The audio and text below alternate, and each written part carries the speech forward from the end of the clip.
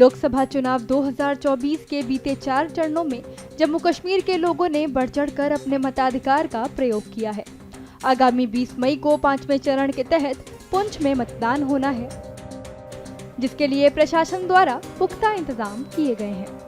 ऐसा इसलिए है क्योंकि पुंछ का इलाका LOC की सीमा के काफी नजदीक है।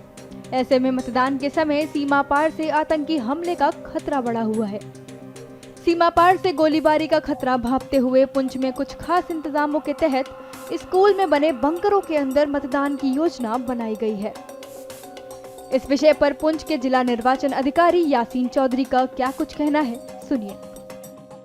हमने इन पोलिंग स्टेशंस के लिए which are at least up till 0 to 5 kilometre range एक कंटिजेंसी प्लान प्रिपेयर किया है, which is a standard practice in every general elections in those districts which are located on the border in LOC and where there is a possibility of shelling exchange.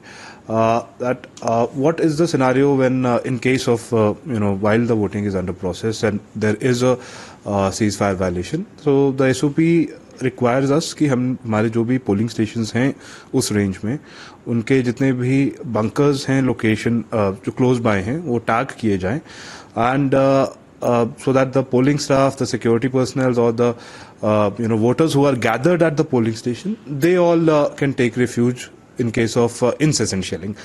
And separately in case of movement, वो BP bunkers जो movable bunkers हैं उनका भी provision रखा गया है। और in case of incessant shelling जो बिल्कुल सस्पेंड नहीं हो पा रही है, तो एक ऑल्टरनेटिव पोलिंग स्टेशन भी हमने डेजिग्नेट किया हुआ है for every affected polling station which is located in a non shelling range.